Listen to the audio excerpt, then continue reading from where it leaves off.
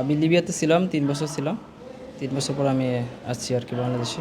গতকালকে আমি হলো কি আর একটা ট্যাক্সি ভাড়া করছিলাম, করার পরে ওকে নিয়ে আমি সাতমাথায় আসছি। আসার পরে ওকে বললাম, ভাই আপনি 2 মিনিট থাকেন, আমি একটু টাকা ভাঙে নিয়ে আসি, ডলার আর কি। তো ও বলল আচ্ছা ঠিক আছে। তারপর আমি গেলাম, ভিতরে ঢুকছি। তারপরে 5 মিনিট এরকমই সময় লাগছে। তারপরে ওনাকে বললাম যে আমি কিন্তু ভিতরে আছে আমার রাখা আছে। তো বললে তো দেরি করা যাবে না। তারপরে বাইরে আসলাম, দেখি যে ও গাড়ি নিয়ে চলে গেছে। তারপরে ওই যে আঙ্কেল ছিল, সে নিয়ে ওই যে থানায় নিয়ে গেলো আমাকে, স্যারদের সাথে হেল্প করালো। স্যার আমাদের সঙ্গে অনেক হেল্প করলো, অনেক পরিশ্রম করছে কালকে। করার পরে স্যার আমাকে বললে যে তুমি যাও, পরে তোমার সাথে যোগাযোগ থাকবে, নাম্বার দাও। তো স্যারেরা এবং সাংবাদিক ভাইরা যারা আছে সবাই আমাকে হেল্প করছে, এবং তারা যেভাবে পরিশ্রম করে আমার এই মালটা উদ্ধার করে দিয়েছে, তার জন্য আমি তাদের কাছে কৃতজ্ঞ, এবং পুলিশ স্যারদের কাছে কৃতজ্ঞ, এবং সাংবাদিক ভাইদের কাছেও কৃতজ্ঞ। এবং আমি আমার মাল সব কিছু বুঝিয়ে পেয়েছি, এবং সব কিছু ঠিকঠাক আছে। এবং যিনি হলো কি আর আমার মালটি ভুলে নিয়ে গেছিলো, আর যে কারণে নিয়ে গেছে, যাই হোক, সে তার বিষয়টা ভুল বুঝতে পারছে, এবং এজন্য তাকে আমি ক্ষমা করে দিলাম আর কি।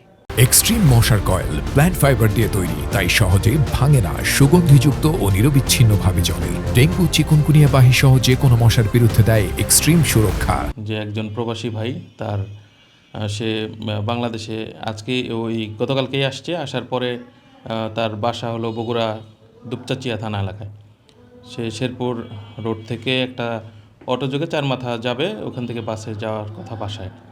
তো এই প্রতিমধ্যে থানা রোডে একটা মানি এক্সচেঞ্জে সে নেমে টাকা এক্সচেঞ্জ করার জন্য সে যায়। আর তার মালামালগুলো, লাগেজ এবং একটা কাঁধ ব্যাগ, এটা অটো রিকশার উপরে রেখে যায়।